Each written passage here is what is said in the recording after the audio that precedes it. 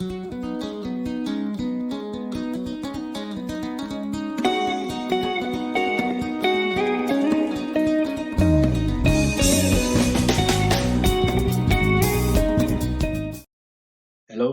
and welcome as we continue with Form 3 history, and this time around we are looking at this topic, that is the growth of trade in pre-colonial East and Central Africa. Growth of trade in pre-colonial East and Central Africa, that is to say before the colonialism. Again, there was trade. Just as we looked at the Form 2 topic, remember the Form 2 topic, the pre-colonial kingdoms. It was talking also of the pre-colonial. So at that time we are looking at the pre-colonial kingdoms, but this one we are looking at pre-colonial trade. Trade that was there before the colonialism. So it means that the people that we are going to mention here, if we talk of Central Africa, they are the same. They are the same people that are mentioned in that Form 2 topic, that is pre-colonial kingdoms. When we said that the Malawi, they were trading with the Portuguese. Here are the Portuguese now that we are going to mention. So that's why it is called the Portuguese factor, because they were the Portuguese who were encountering with the people of East and Central Africa. So in this topic, by the end of this topic, you are expected to master or to know, to have more knowledge about the Portuguese, how the Portuguese came to Africa, how they came to East Africa, and how they penetrated to the Central Africa. And in this topic again, because we are going to center much on gold trade, where you are also expected to see what happened really during this gold trade in East Africa and Central Africa, and who were some of the people or the key factors that were involved, that is to say including the Portuguese as well as the people in Central Africa. So we are going to have a good knowledge about the Portuguese, how they were introduced into this part of the world, that is East and Central Africa. By the end of it all, you are also going to you are expected to explain the impact of the Portuguese presence in Africa. So this one is another good topic that we are going to look at. So let's be together. I just beg your attention to be together until the end. So in this topic, we are going to look at a number of issues. So we are going to mention a number of places. So we start with this map, and this one is the map of Africa, as you can see. So the Portuguese, these ones are others are the routes whereby the major sea routes that were taken into different places. So those are the routes, and we see also the places. There is Indonesia here, there is India here. So in India you can see Bombay and Goa. Goa is here, and there is also Oman, there is Arabia here. You can see that one, and this one is the Red Sea. The Red Sea, you can see it there. And there is also here a town of Mogadishu is here, and there is a town of Manda here, and there is Malindi. Malindi is somewhere here, and again Mombasa is here.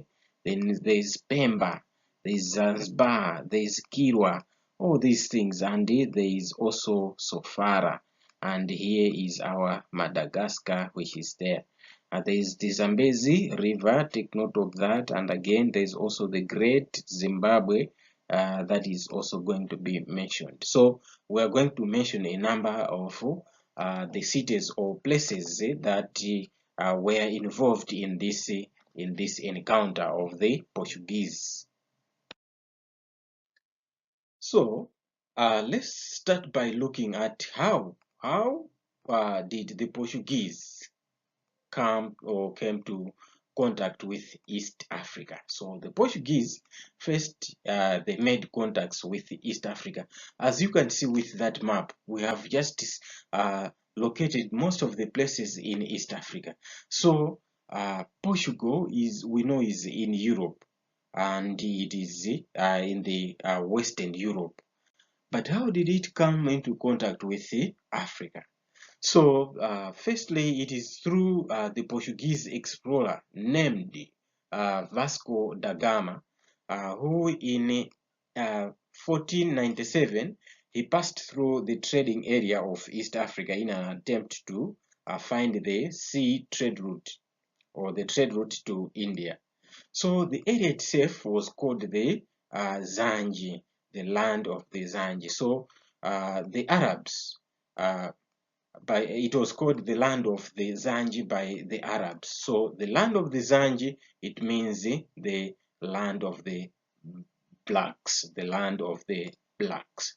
And the core area of the ZANJ occupation stretched from the territory south of present-day Mogadishu. If you have seen Mogadishu there, that was the land of the ZANJ, and in the north, and Sofara in the south. So from Mogadishu to Sofara, all that area, if you go back to that map, you can check that one and see where there is Mogadishu and where there is Sofara. So all that area, it was referred to as the land of the ZANJ.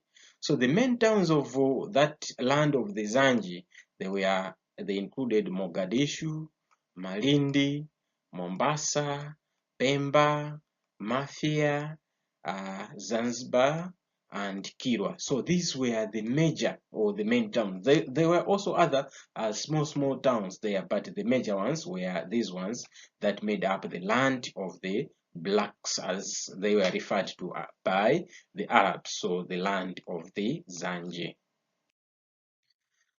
Now let's look at the trade activities in the land of the ZANJ before the coming of the Portuguese. Remember, this topic, it is about the Portuguese factor. We are going to look at the presence of the Portuguese in East and Central Africa.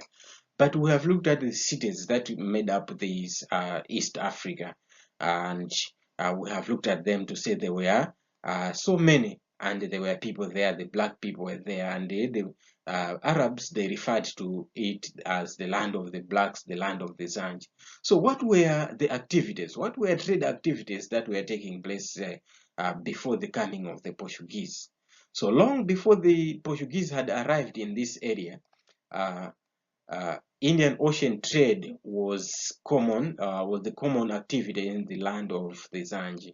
So the people in the area, they traded in items such as gold, which was coming from Mwene Mtapa. We also located Mwene Mtapa there, and ivory, which was also most parts of East and Central Africa, including northern Malawi in the Tumbuka and Kamanga kingdom. So ivory was also coming from the Tumbuka and Kamanga area. Remember, we mentioned about the Tumbuka and Kamanga.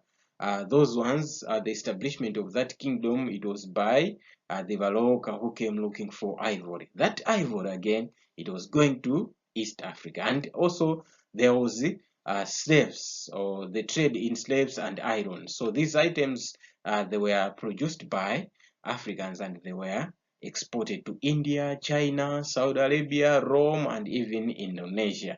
We have also located Indonesia there. So the items that were coming to from Africa, the ivory, you can imagine ivory from northern Malawi, from Rumpi all the way to Indonesia. So people were really trading that time. So iron working was another economic activity in Central and East Africa. So they were practicing iron working technology. So even, for example, Popo Hill, we mentioned of Popo Hill in Form 2, and Nkope Bay in Mangochi. That is Popo and Nkope in Malawi, Ngombe Irede and Karambo Falls in Zambia, as well as Gokomere and Ziwa in Zimbabwe. So those iron working activities, they were taking place in those places. So another commercial activity from East and Central Africa was the slave trade. So slave trade was another major activity, major trade activity. The Portuguese involvement now in gold, that's what we are going to look at now. So the Portuguese accidentally stumbled into gold trade while searching for the sea route to India. Just as we have mentioned, we have said that Vasco da Gama, 1497, he was on his way to India. Then that's why we are saying that they stumbled. They just unexpectedly they found that there was something that was happening. So they saw the wealth of Arab controlled towns along the east coast of Africa. So as Vasco da Gama was traveling through the East Africa there, then he found that the Arabs were very rich and they were controlling most of the towns in East Africa. Most of those towns we have mentioned Mombasa, we have mentioned Mogadishu, Sofara, all those, they were mostly controlled by the Arabs and they were very rich. But that time, we are saying that the Portuguese, they were only busy, they were on their way, finding their way to India.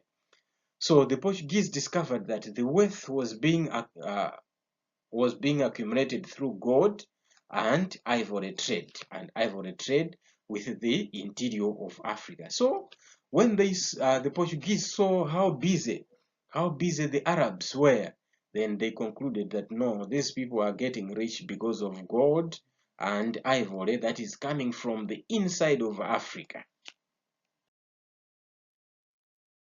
Now, how did the Portuguese gain control over of trade over the Arabs? Now, we are saying that the Arabs controlled trade in eastern coast towns. But now it happened that the Portuguese later on they dominated or they gained control over that trade. So they did that by using purchased Indian ware such as the beads, the clothes, to improve their trade. So they introduced also the improved materials that were highly needed by the Africans, and also by manipulating important chiefs to win back the gold trade. So they also came in and manipulated, convinced the chiefs so that they dominate the trade. And they also did it by developing the Zambezi River to control trading ports and drive away the Arabs. So they also started using the Zambezi River to come into the inside of Africa. As a result, they started to control most of the places, even in the interior of Africa. And also they did that by spreading Christianity to gain the favors from Africans and assimilate them into the Portuguese way of life. So they tried to spread Christianity so that the Africans, they should come into terms with them, then therefore they dominate the gold trade. And they also did it by sending explorers into the interior to control trade. So these are some of the ways that the Portuguese used in order to control trade. Now, what were the aims? What were the motives of the Portuguese penetration into Central Africa? Why did they want to penetrate into the interior of Africa? Number one was that they needed to control trade. They had that great need to control trade. So they were interested in acquisition of gold, which mainly came from the Mashonaland. So when they were moving there in the eastern coast, they found that no, there is a lot of gold that is coming from the inside. So therefore, we need to get interested. So they wanted to control that trade. And also, their aim was to spread Christianity. So their motive was spreading Christianity as a revenge on Muslim Arabs who overran the Iberian Peninsula in 7 11 AD, and forced the Christians to accept Islam. So it happened that some time back, it happened that the Muslim Arabs, they took over the Iberian Peninsula in around 711 AD. So they forced the Christians to accept Islam. So the Portuguese this time, they were also geared to say, all right, this time around we're going to get this area by force where the Muslims or the Arabs are dominating. So they did that with an aim of spreading Christianity, and also the desire to get revenue for the development of their country. They also wanted to gain wealth for their country, because they discovered that there was a lot of wealth, there was a lot of gold that was coming from the interior of Africa. Therefore, they wanted to penetrate into Central Africa. Then also the Portuguese wanted to prevent other European rivals such as the French and the British from gaining access to the interior of Africa. So immediately, when the Portuguese discovered that there was a gold that was coming from the interior of Africa, they wanted to be the first and dominate before other Europeans come in and compete with them. And also finding the sea route to India. So remember, we have just said that they stumbled into gold trade in East Africa. They saw the gold trade in East Africa when they were making their sea route to India. So they wanted to establish the stopping places where they could get water and food supplies. So India is a long journey. Someone cannot just connect from Europe all the way down to South Africa, down, then starting going up to India non-stop. So the Portuguese, they wanted to establish some stopping places to say, all right, we are creating like a road, a sea route. So we are recommending here as a stopping place, there as a stopping place, like that. So on finding the sea route to India, they wanted to establish the stopping places. And also they aimed at exploring new lands due to the spirit of adventure. Remember, in the voyages of discoveries, the Portuguese were the first because of their spirit of adventure. They wanted to just go and find out something new. So they wanted also to explore new lands even in the interior of Africa. And not only that, also to look for new lands for settlement. That is, they had that spirit of colonization or imperialism. They wanted to dominate other areas. Now, we have looked at how the Portuguese have found their place in Central Africa. And we have seen to it that the first to come to Africa, to East Africa, they were the Arabs. And they dominated that trade, and the Portuguese, they later came and found that the Arabs were very rich and they wanted to take over that gold trade. So how was that gold trade organized? What was the organization like of that gold trade? So at first, local people in Mashonaland, they mined gold using primitive methods, because we have said that gold came from the Mashonaland. So they are the people, they were mining that gold using the primitive methods, just like digging in the shallow places, or maybe in the rivers, just getting that gold, the gold nuggets from the rivers, just like that. The gold was presented to the king, who sold it to the middlemen, like the Swahili Arabs. So the Swahili Arabs, they were acting like the middlemen. Remember, when we talk of the middlemen, they were the people who were like coming here inside Africa, getting the things and selling them to the Arabs. So they were the Swahili Arabs. So the middlemen, that is like the Swahili Arabs, they took the gold to the Arabs and the Portuguese to the east coast of Africa, where it was exchanged with clothes, beads, sword, guns, gin, wine, chinaware, mirrors, and many other goods. They were also sold. So we see to it that the organization itself, it was just very simple. In Mashonaland, those people who were mining gold, they did not even know their customers, their main customers, because they were just getting that gold to the king, and the king was giving to the middlemen who were going to the coast to get those properties that we have mentioned here: clothes, beads, salt, and many others. And those things, when they come, then the Mwenemtapa received those foreign goods which he distributed to his people. So after those foreign things come, then the king was distributing those things to his people. So that's how it was organized. So the arrival of these Portuguese, when the Portuguese arrived, it led to the stiff competition over the control of gold trade. Remember, we just said that at first they were only the Arabs who dominated it. They had no competitors. But now, when the Portuguese arrived, now there was that competition between the Arabs and the Portuguese. So both the Arabs and the Portuguese, they moved into the interior, where they took full control of the gold trade. Hence, the Mwenemtapa lost control of the trade, or the monopoly of the gold trade. So the Mwenemtapa lost that monopoly. So by monopoly, you can understand it to say that the Mwenemtapa at first, it was a mandate that everyone who has gold, it has to go to the king, and the king was identifying the trustworthy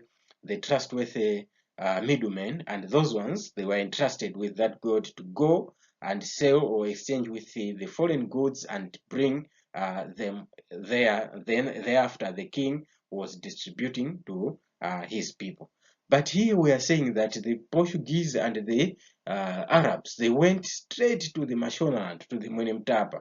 As a result, they were getting the gold directly from the people, from the miners. As a result, that's why we are saying that the king lost the trade monopoly. And there were two routes. There were two routes, the trade routes from the coast to the interior. So those two routes were, the first one was via Zambezi River and its tributaries, the rivers that flow on the river Zambezi. So we have the Ruenya and the Mazoe to the Sena land. So this route was controlled by the Arabs and the Angoches. They are the ones who controlled that route. And the other one was from Manica to Sofala through Buzi and the Revue rivers. So this route was controlled by the Portuguese. So you can understand there, while that competition was there, and again, those people who were competing, the Arabs as well as the Portuguese, they were not using the same route to the interior of Africa or back to the coast. They were using different routes, just as we have mentioned here. Now, what were the steps taken by African chiefs to meet the high demands for gold? So as you can see here, there was a high demand. There was that high demand for gold. Now, how did those people in the interior, the leaders in the interior, how did they manage to meet that demand? So what happened was that they were raiding other neighboring tribes to exploit gold and ivory. So that increased demand from the Arabs and the Portuguese, it made the interior people, the interior tribes, to start fighting or conquering others in order to dominate the gold and ivory that was there. And also by placing the governors in strategic areas to collect the trade items for the king. So the chiefs were also putting some representatives, some of the representatives on their behalf to collect those trade items. And also by demanding the tributes from the defeated tribes for trade items for foreigners. So those people who were defeated, they were demanded, they were told to be paying the tribute. So the tribute, basically, it was those trade items like gold. Those defeated people, they were told to say, you are supposed to pay gold to our king who has defeated you. And also by making treaties with the Arabs and the Portuguese, who could exploit resources for trade. So the Arabs and the Portuguese conflict, or the Arabs and the Portuguese, they were made uh, uh, to agree with the chiefs to say, all right, you are here. Maybe now you can start exploiting that gold yourself instead of waiting for us to do it for you. So do it for yourself. So they were able to do that on their own.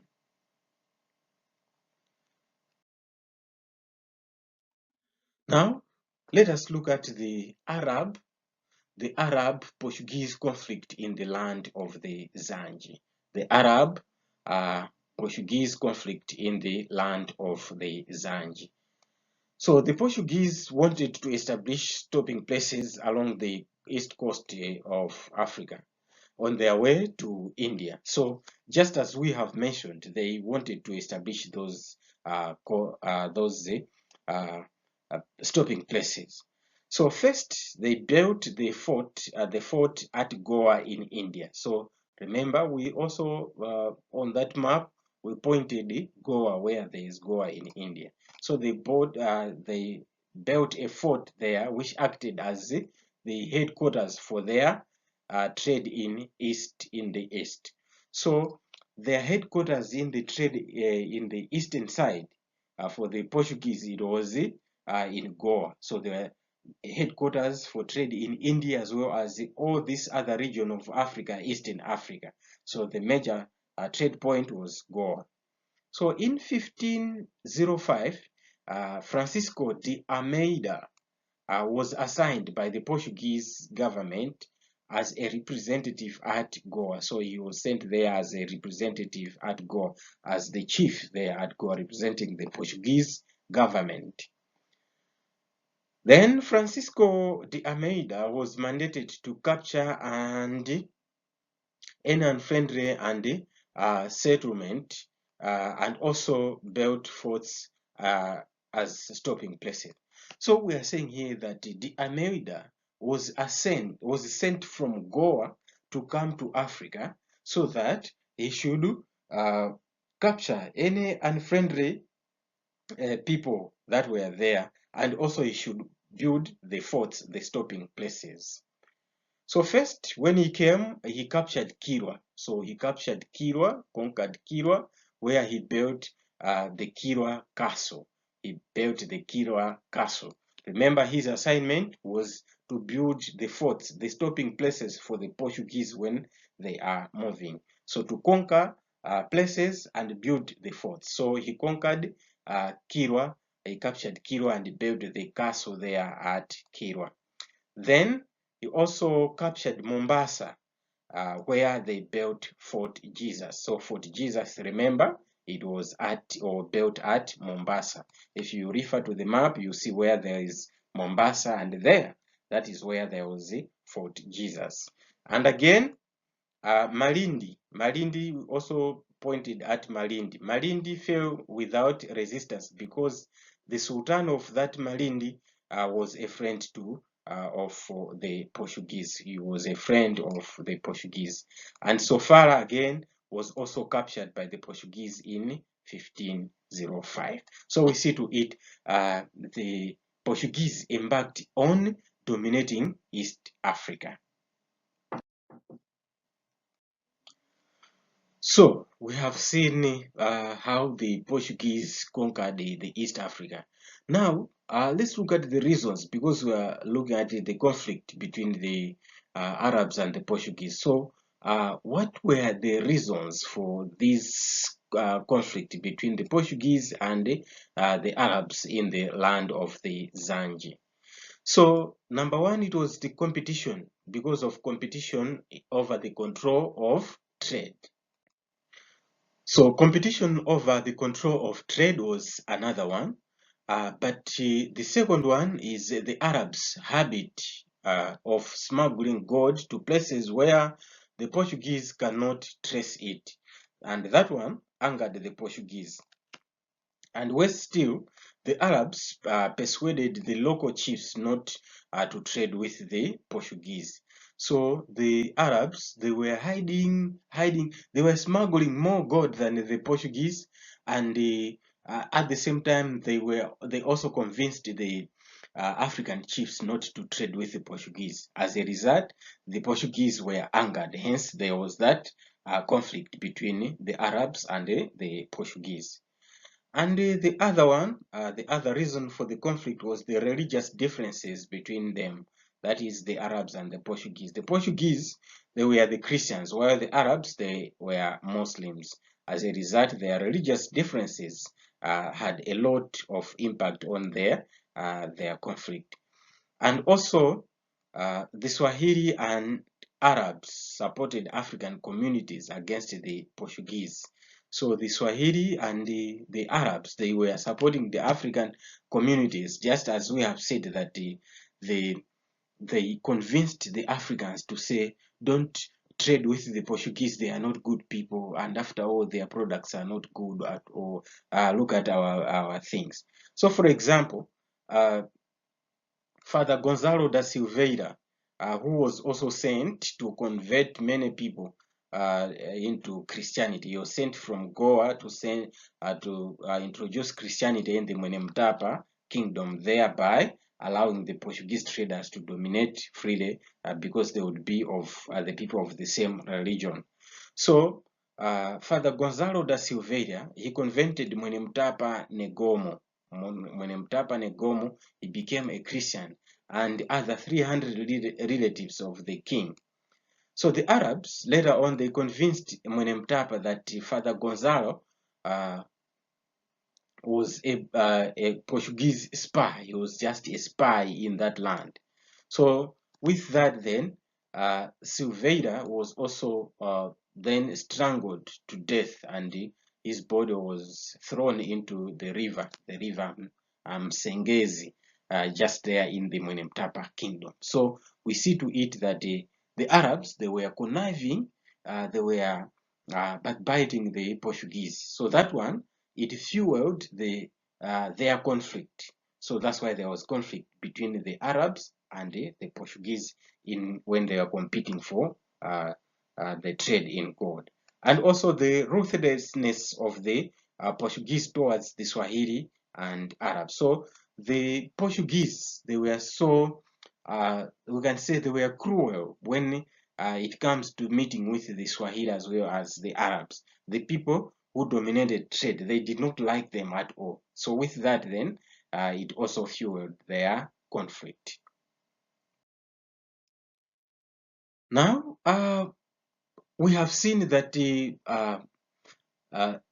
Almeida, who was sent to capture all the settlements, those people who were not friendly, the unfriendly settlements, the one Francisco de Almeida, who was sent, he captured so many territories in East Africa, those that were dominated by the Arabs. So let's look at the reasons why the Arabs' towns were easily defeated by the Portuguese. Number one was lack of unity among the Arabs' towns. So the Arabs' towns, they were hostile to each other, just as they were. For example, Malindi refused to unite with Mombasa due to the local conflicts. And also other towns cooperated with the Portuguese by giving them food and bases. For instance, Malindi and Sofala. We have just said that Malindi did not even resist. They even welcomed the Portuguese. At the same time, there were also other Arab towns there. They wanted to unite it. They wanted to unite it so that they fight the Portuguese, but others they were not in friendly way. They were not living in a friendly way. Even the Arabs themselves. So that one, it led them to be divided. Therefore, the enemy just got that advantage and took them over. So that's why the Arabs' towns were easily defeated. Number two was that the Portuguese had better weapons than the Arabs. So the Portuguese, they were using better weapons than the Arabs. And the Arabs were interested in trade and neglected military defense. So when the Portuguese were coming, they were moving with an army. That's why they were told to build those forts. In those forts, they were putting even the soldiers there, so that they guard those the Portuguese interest. So on the other hand, the Arabs, they were just interested in trade. As a result, when it came into conflict, they were easily defeated and their towns, they were easily taken. And also the Arabs, they lacked support from the Arabian Peninsula compared to the Portuguese, who were supported by their government. Remember, here we said that all the Portuguese that were coming, they were supported by the government, because we see to it that they first built a center, a headquarters of the Portuguese government at Goa in India. And from there, they were dispatching one by one to come into East and Central Africa to occupy the area with the support of the Portuguese government. But on the other hand, the Arabs, they were trading individually. Each and every Arab was doing his own or their own trade. So with that, then, they were not united. They had no support of their government from Arabia. And the fifth reason was that the Portuguese obtained support from the coastal African communities who hated the Arabs. So there were also other communities in the eastern coast of Africa who also hated the Arabs, because they dominated most of the area in that area. Remember, the coming of the Arabs, they intermarried with the local people. That's why they produced the Swahili. The Swahili people, the Swahili language, that was a mixture of Arabia and the African language. So with that, there were also other people who did not like the dominance of the Arabs in trade in East Africa. So those African communities, they connived, or they joined, or they supported the Portuguese to defeat the Arabs. Hence, the Arabs were easily defeated, and their towns were easily taken. Another reason was that the Portuguese had well-trained soldiers with superior skills of fighting, while the Arabs had no permanent organized army, just as we have already said that the Arabs were mainly organized in trade and not in military. And the other reason was that the Portuguese had better and faster ships, which were called the carracks, which were well equipped for naval warfare. So, as we pointed out, that the Portuguese, they are moving with the army readily available with their fighting weapons, of which the Arabs, they did not have any, or if they had, theirs were very weak. And also, the Arabs were defeated because the constant attacks on the coastal towns by the Gara, the Zimba, and the Turkish also led to the weakening of their defense. So there were also other people, just as we said that there were other people who were not interested with the dominance of the Arabs in East Africa. So some of them were the Gara, the Zimba, and the Turkish. These people, they were constantly raiding the eastern coast towns. And the other reason was that the coastal states had weak economies that could not sustain the prolonged fights, especially against the economically strong countries like Portugal, because we are saying that the Portuguese, they were supported by the government. As a result, with the disintegrated, or those towns that were not united in eastern coast, they did not have a special funding, a special support, a special income, or special budget for the warfare to fight against the externals, especially the Portuguese. As a result, they could not withstand the pressure of the Portuguese. So once the Portuguese had defeated the Arabs, their next step was to secure their position in the Indian Ocean trade route. So after the Portuguese had defeated the Arabs, therefore they wanted to secure their dominance there in the eastern coast of Africa.